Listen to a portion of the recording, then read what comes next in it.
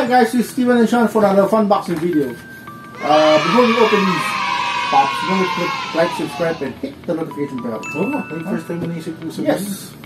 Also, remember the 10,000 subscriber giveaway. We are almost there.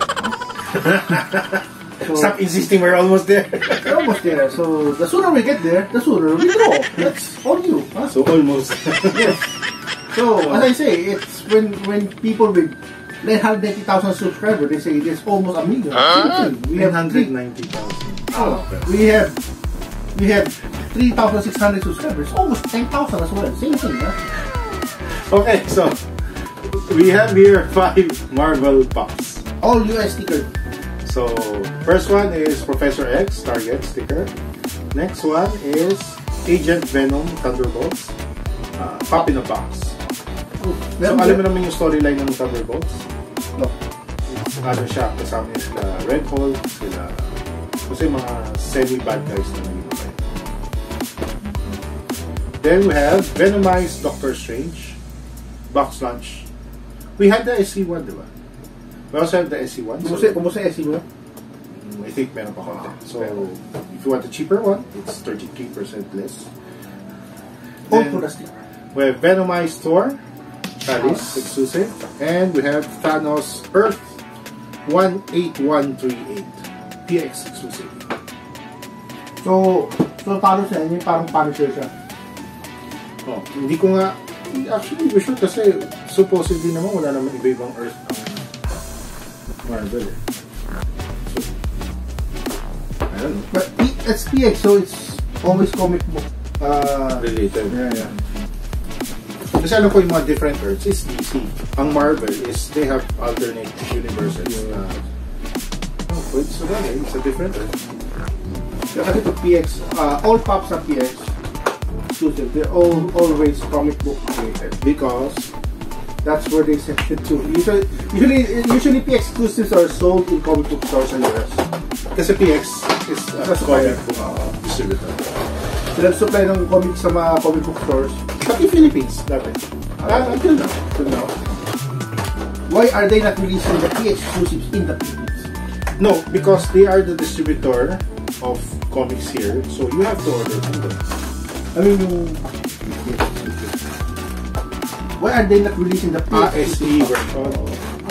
Maybe hindi. Kasi if you get a certain quantity, you are allowed exclusivity. Okay, so first one, this is Thanos. It looks like Punisher. This is Thanos. But I call him Thanos now because Iron Man calls him Thanos. I don't know why it has Hey Dad, sorry I'm late. So maybe depends on what happened to the comic book. So as usual, all Marvels are bobbleheads. And as usual, he is a man, so he does not have a span. Hindi, because the feet are extremely big already. Question, do you think this is a pop that they should have made?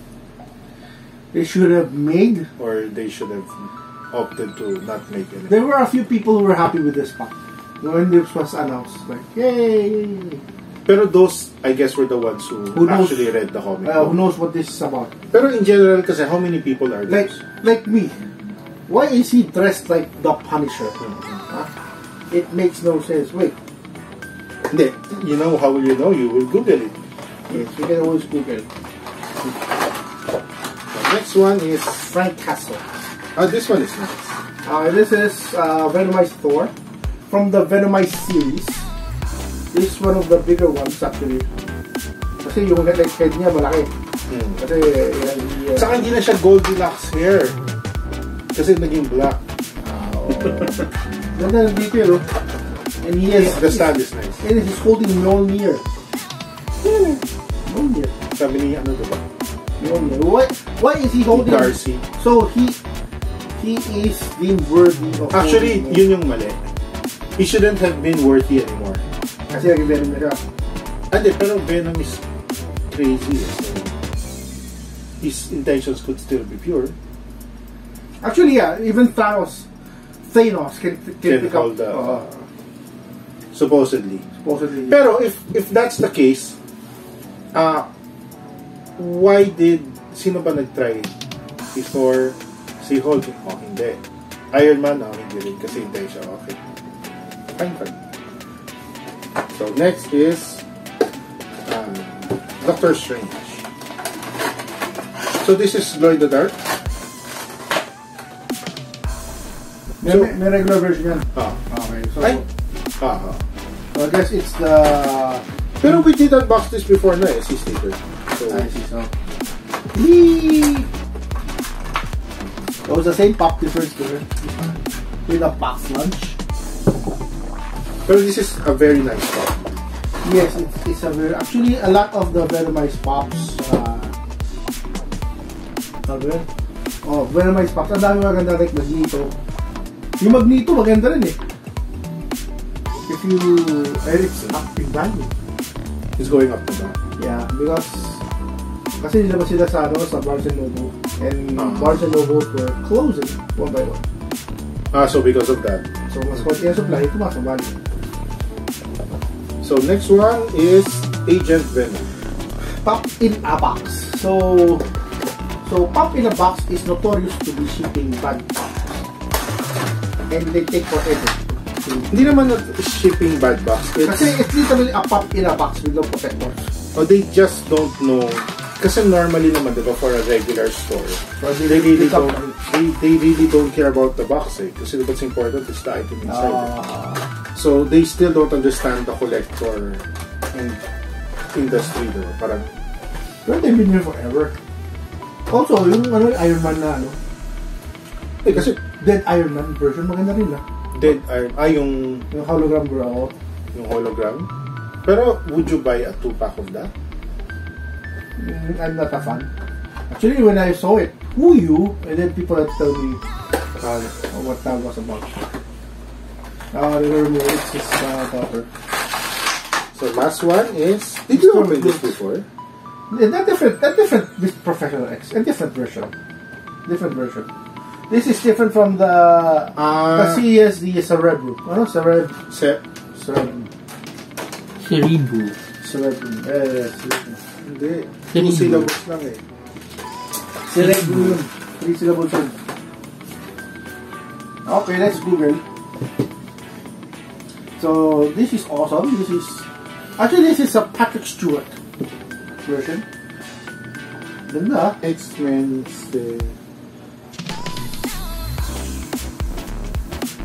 Cerebro. So no need to comment down below because I already said what it was.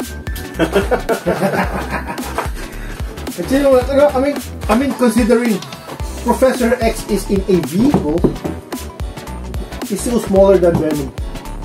Kasi he's sitting down eh. It's a pop vehicle. No. Kung ano? It's a pop vehicle. Technically, it's a pop vehicle. It's a ride. Pop ride. So, kung ano, but if you think about it, diba? Thanos is 6-inch. Oh yeah, kaya compare mo si Thanos sa kanila, this is a regular 4-inch, 6-inch pop. Oh, so they're almost a big same size. So this is value for money. Because detail-wise, way better. Yung Venom series, I'm not sure if it's the What If version. Kasi with that, when Spider-Man got the Venom suit, he didn't find out what it was about till late na. Tapos he couldn't separate with it anymore. The only way he was able to, kasi parang Venom got most of his energy na, it left him. So Peter Parker became very old na. So was fragile na. Tapos Venom moved from post to post. Talaga? Tapos so Parker, Mr. Fantastic, Iron Man, all of the scientists try to find a way to beat Venom. So, pero Parker died before that to happen. Kasi eventually, ito yung pinaka-strongest niya na nakuha si Thor. Became a god of thunder. Tapos, what Thor did was he casted the lightning on himself several times para to try to remove Venom. Pero what happened was it weakened him. Na total control siya. Oh. So ito yung buong series na yun. Pero I'm sure Doctor Strange was not there. So it might have been a different series, a newer series. Kasi hindi, alam ko siguro mga 5 or 8 characters na naman na control niya. Not almost everybody. And there's a lot of this Venomized series. Oo, so I think it's a different series. Kasi pati sila Daredevil nandun eh.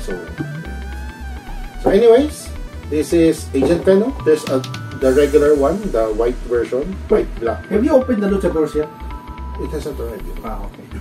Oh, excited. Yes, because it's like a train wreck. Agent Venom Thunderbolt series. Venomized Store. Thanos, the Earth something version. Doctor Strange Venomized, and Mr. Fantastic with Cerebro. Mr. Fantastic. Professor X with Cerebro. This is okay. Pop Ride. Huh? So, it's for a pop ride. It's technically a pop The ride. smallest pop ride. Right? So like, subscribe, and hit the notification bell for other videos, and do watch our other videos. Remember, subscribe, so you can hit 10,000. Stop it. Bye. Bye guys, thank you.